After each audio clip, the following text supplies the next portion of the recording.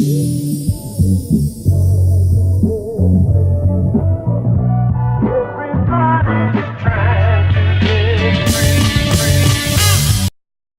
we're here on Drinking with O with a special mini-sode at the Grid.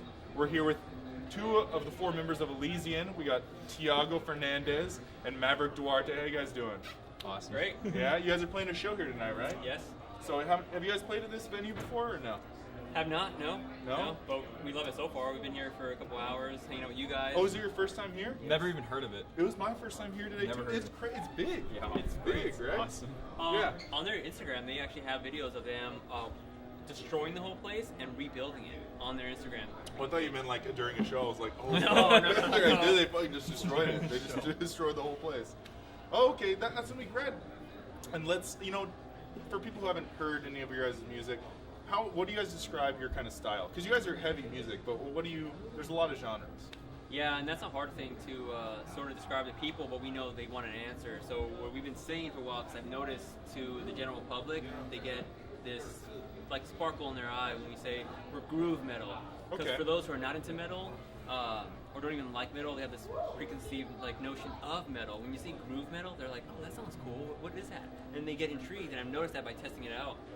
And so, although we do encompass like many genres, we don't want to describe those lists. We're just going to say Groove metal is a title that's really difficult to compare to anything else, Yeah. because you can't think of groove metal like, okay, so you just draw a blank. You can't think of any other like band that does groove metal. So You can immediately it's a weird title Yeah. but it does intrigue people, which is neat. I would say that our styles as individuals is what really makes Elyzian that much more unique. Yeah. For instance, the way I sing is a very metalcore, very melodic sort of singing. The way Maverick plays his guitar is very thrashy, technical, So I think that's part of the reasons why it's so difficult to define what we play as a specific genre. I mean, it's got to also be hard because it's almost like a joke at this point of the genre names that people think it's to be like we're shitcore or we're whatever like people just say all sorts of crazy stuff. wouldn't mind that. Yeah, so but you know what I mean. So it's got to be a weird question, but at some point also you have to slap something on yourself just so. I mean, what if people look up your name? They don't know anything about you. Well, you could be pop, you could be this. So you have to do something, but it gets crazy with all the different or garage like dream funk. It's like it just, That actually probably is real. I would guarantee that's Yeah, real. it is. I don't know, but yeah, it never ends. We'll go into like an edit just so you guys Googled it, just slide it. Garage- It's a band, garage give them dream. free promotion. Yeah, no, it's got to be a whole different marketing thing to kind of try to get your name out there. What's the process when you find a venue like this to be? I mean, do you just look for all venues, or are you very selective of the kind of clientele that you want to watch your shows? We are super selective on where we perform and where we want to perform. They contacted us. The majority of people do contact us through our Okay. social media because of our content. Yeah. But I Googled this place and I saw it and I was like, we would have a good time there. It's out of Tucson. Yeah. But it's just looking at it, we're like, it's a good time. We perform so often, so much that it just becomes secondary to us. Yeah. And like I said, it's outside of Tucson. Looking at the Google images, we want to perform here. Yeah, and it's I feel like you totally hit the nail on the head. This is an awesome place to perform in, and it's nice that there are these areas. But who knows about? I don't know about the politics of getting something like this. It's kind of interesting because I feel like, especially with heavy music like this, it's not necessarily like you picked up an instrument at 10 years old and you started playing this. So who are your influences? Who do you get stoked about that makes you want to play this kind of shit? I actually do have a really fascinating story about the way I personally got into metal. I grew up listening to Radiohead, Coldplay, Death Cab for Cutie, Tears for Fears. I grew up Depeche Mode. I grew up listening to the most obscure, just really not popular for my age kind of music. Yeah. And that was kind of my segue into metal. The reason why I listened to all these bands was my father was a musician inherently. He loved music. He loved listening to music. He loved the technicality behind music, the intricacies of just instruments and playing them and just listening to them. And I learned how to love his admiration towards music. The energy about it. When I was 15 years old, I started going into alternative rock. He listened to a lot of Foo Fighters Okay. when he was younger, or in the 2000s, you know. And at the time. Yeah. And I started loving Foo Fighters, and they came out with their album, going with Pretender in it. Okay. And I listened to that song, and I loved how hard it was. And I was on YouTube. I was listening to that song, and on the suggestion bar, they had "Bullet for My Valentine," "Tears Don't Fall," which everybody, it doesn't matter if you listen to metal or not, everybody knows that freaking song. So I clicked on it, and I listened to it, and I loved it. Which is crazy, like being in that generation of, because I'm in the same boat, that a lot of stuff you discover is like YouTube, or like I was on Pandora, which is such like a weird kind of shift from what it used to be. But I think it's great because it gives you access to all sorts of stuff, whether it's tiny or just. It's the power of social media, it really is. I think it's the power of overall the movement of technology. And I think overall there's benefits and cons to it. And like you said, I think we're all, I would say we're all about the same genre of age. Yeah, I was like, I don't know, I don't play music. I wish I did, but I don't know. Genre, it's like, I know. Our demographic is probably the same. Certainly we're of the same ilk in terms of, people in their 20s. Yeah, so we get to see the progression of non-social media, or when it began as MySpace. Like, we remember that. Yeah, dude. We remember those moments. Right? I remember what? those moments. Yeah. I remember messaging a girl on MySpace, and now she's my wife. Oh, It's really? crazy. No way. Yeah. No, it's a trip, but it's like those are those stories that only come from that. So I mean, you grew up with all these musical influences. Yeah, I made that segue. Both My Valentine, and then it was All That Remains, and then Parkway Drive finally got me into metal. I just loved it. I personally get a lot of what's the word I'm looking for? I would say inspiration. Love, inspiration. There we go. Like it's inspiration for Winston, the lead singer from Parkway Drive, Philip, All That Remains. I love this kind of stuff that they do, and I've just listened to all their stuff continuously throughout the years. 15 years old, I just never stopped. A year after that, I actually started to get into playing music, and I actually started on the drums. Oh, really? I was a drummer. That's a good. Did you start doing guitar? I've always been.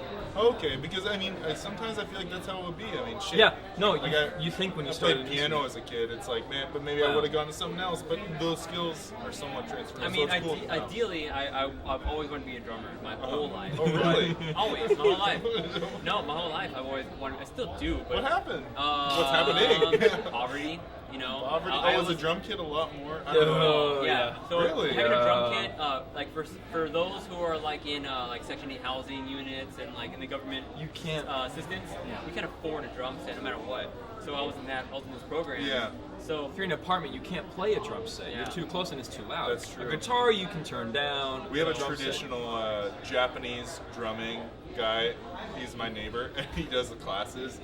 It is fucking loud. In his and house? This is like, separate, like houses, everything's far away. It's actually across the street, one house over. Oh, wow. That's just loud. Yeah, it is I loud. can just hear in the house just a very light, like, dun, dun, dun, all the time. See, so that's actually a good question you would ask Sam Best, our drummer. Yeah. You'd ask him like, how was he so fortunate to? I guess I never knew there was that kind of that kind of There's that stigma discrepancy. around people playing The drums. sound, the finances. Yep. It's very expensive for a drum kit. Yeah. For a guitar, you can literally find one used anywhere. And so that's what happened. Yeah. So drummer, now vocalist, guitar player always, but like I wanted to be a drummer beforehand. But now you guys have found your groove. And you guys found your groove, and you guys are making it happen, and you're going to do a show tonight with a couple other bands, right? Yeah. Well, hey, I'm really excited to hear your guys' set. I think it's going to be a great time, and I wish you guys best luck. Cheers. Cheers. Yeah. Cool. All right, so here we are. This is a round 2 of Elyzian's interviews, and we're here with Sam and Sparky, and you guys play respectively the bass and the drums. Yes, sir. So how did you guys get involved with the band? Have you guys been with it since day one? No. No, this band's actually been around a really long time. Maverick over there, he's been doing it since he was a teenager. Yeah. Quite a few years. I moved to Tucson about 2 years ago, From where did you move? We're from Southeast Texas. Southeast Texas. Okay. A place called Orange. So small. Yes. Yeah. Small to smallish. Yeah. Too small. Right, It ain't big, but it's not small. Way more people than I'm used to. Yeah. Yeah. Okay. So yeah, you came over and then you immediately were part of the band, or, Well, or I you was, stick out the scene. I kind of hanging around the scene for a while, and then I Craigslisted it, and he was on there. It was a very compelling Craigslist ad that he composed. He writes. Oh, what Yeah. Sparky composed? No. it? Fucking Maverick writes. Oh, Maverick composed it. Okay. Maverick. Okay. Oh, He writes. wow. He writes a bunch of flavor. Yeah, he has that flavor. Yeah. And so I was like, oh, that sounds really cool. Like, hey, what's up? My name's Sam. Play drums, metal drums, blah blah blah. And then we met up the next day or the next couple days, and we jammed a bit. Oh, Yeah. Tell him how you guys met. Did you not forget your snare drum? Oh yeah, no, I showed up to audition for the band. And you threw out a part of your kit. Forgot my You forgot snare his drum. fucking snare drum. Oh no! What kind of drummer forgets? But you the had snare? that double bass. Yeah, I had the double bass. And we talked, we sat there and talked. I was like, letting him know. I was like, look, I know what I'm doing. I Yeah. promise. You know what? Unlike or not unlike a job interview, that's just got to be stressful. I mean, even I know I can kind of translate. If I go to a skate park in a place I don't know, I skateboard a lot. You kind of feel like you gotta put on a little prove bit. yourself. Yeah, to just kind of show like I'm not a punk. Yeah. So I can imagine them forgetting your drums is like motherfucker. Like, oh, I'm at the job interview. I'm wearing shorts. Yeah. Yeah. And you gotta try to explain, like, look, it was laundry day, all Yeah, right. yeah. The shorts look nice. I came. Did you bring the ringer, dude? And that was it. Then you were part of the band. You were in. Yeah, I mean, pretty committed ever since. Because heavy metal is the music I like to make. So, Yeah. And we play a kind of heavy metal that I really like. Hell yeah! And Sparky, how are you part of it? Were you part of it before Sam I came on? met Maverick in Douglas. Okay. Like a few, way back, mid 2000s. He had moved there from California. Okay. Like-minded people. We all skateboarded, hung out at the skate park, Yeah. played instruments, stuff. He tried out for one of my bands way back in the day. Oh, no way. You know what I What mean? was And years passed. He started doing the Elyzian thing. I had my bands going on. We were playing shows together, hanging out and stuff. Some shit went down with my group, and I was looking for something to do. Maverick saw I was a free agent, hit Yeah. me up, and was like, "Yo, you want to try out to be in the band?" I was like, "Dude, why did you take this long to ask me?" Yeah. That's pretty much how I felt. Yeah. But the music it's great. But The songwriting is great, and I Absolutely. felt like, am I good enough to play this? To play Oh, good really? with my friends? I feel like that's a good feeling to have though, is to be and everything's be progression, almost, man. cautiously optimistic about Can this I do band is this? good enough that I'm nervous about it. I think that's good because it's not like you're just jam bands are fun. And I don't want to just You know, show yeah, up and just jam bands are cool. make Yeah, mediocre but shit. but You it's know what I cool mean? that With these guys, we want to make great music. Yeah. And we are writing great music. Well, in my That's awesome. opinion, it's great. So No, of course. you know what I mean? Yeah. If I don't think it's great, who else is gonna think it's great? You know what I I mean? guess that's true. So that's what we're here. That's what we're doing this stuff. We Yeah. performing, pushing, promoting, getting our names, getting our faces Yeah. out there. Except Sam, you gotta blur his out so nobody sees Oh it. yeah. We'll blur it out in post. But you touched on a little thing that I always find interesting. Again, not being from necessarily the world of bands and music and putting on local shows. There seems to be everyone's in 100 bands. How do you guys?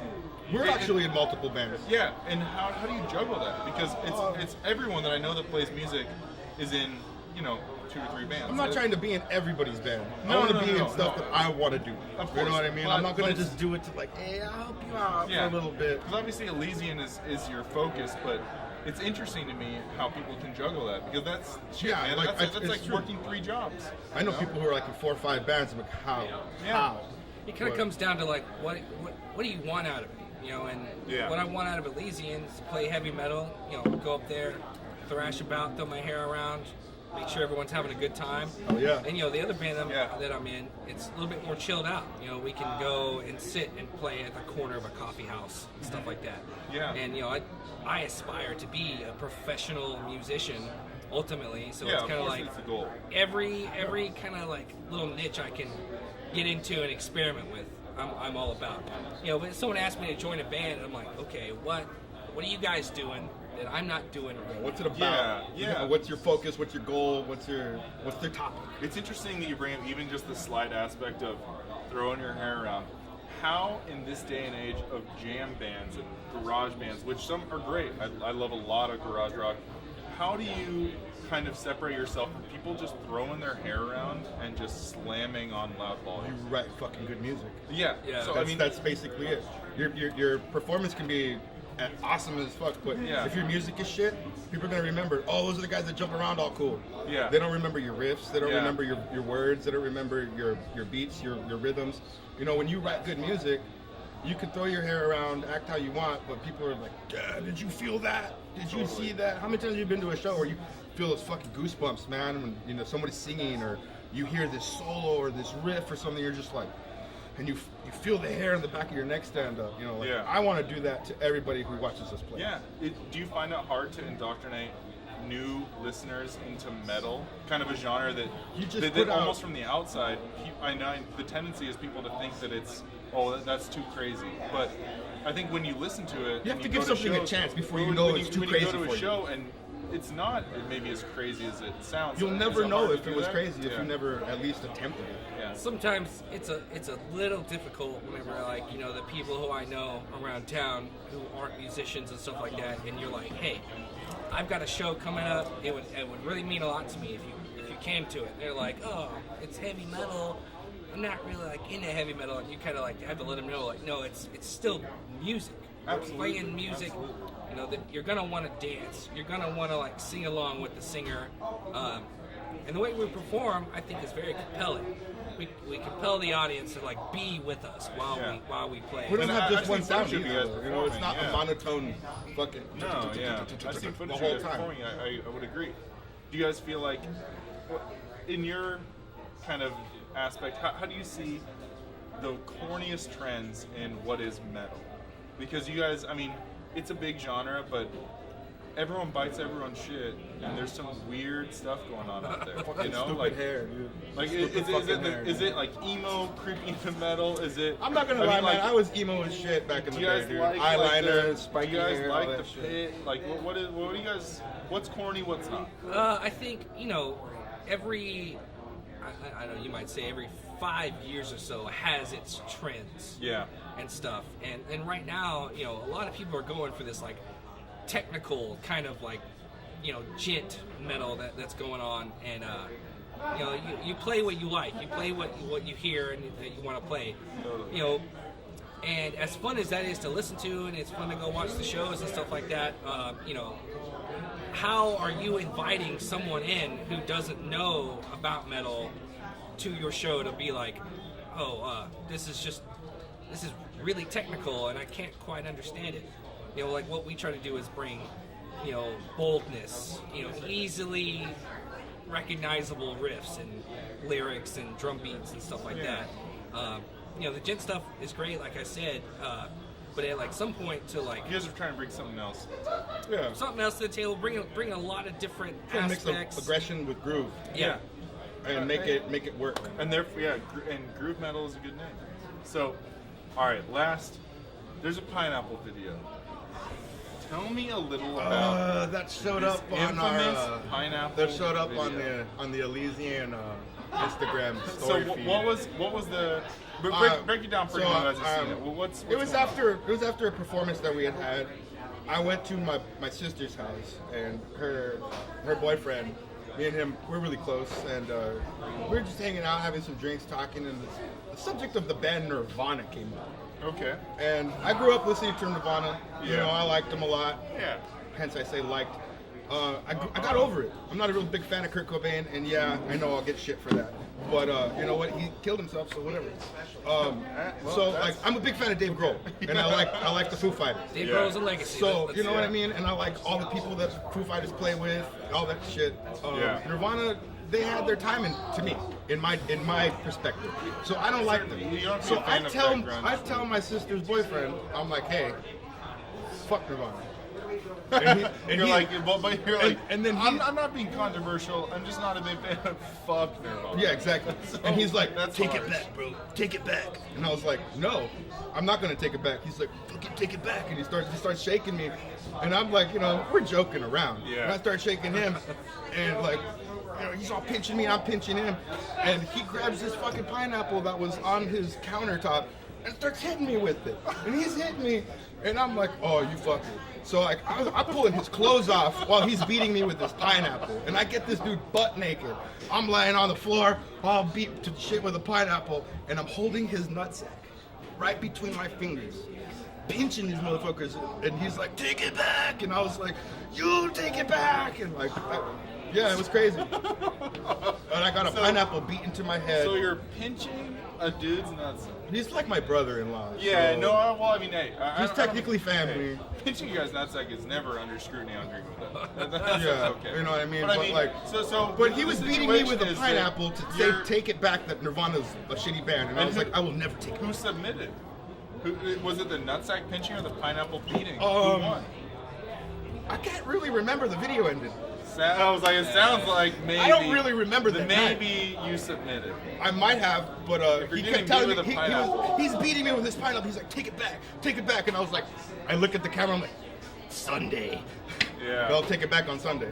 Well, hey, I promise I'll never be with a pineapple because I know you're capable. Hey, And man. Sam, thank you so much. You guys are the best, Sparky. Thank you. Cheers. You guys have a good show tonight. Thank you. Looking Appreciate forward it. to Thank you for having us. Yeah, go. Thanks to the Grid for having us. Oh, yeah. Hell yeah. Yeah, cheers to the Big Grid. shout out to the Grid. And yeah, have a good night. Thank you. What's up? We're Elyzian, hanging out at the Grid. Thanks for watching Drinking with O. Drink with O. Have a good night, and see you at one of our shows.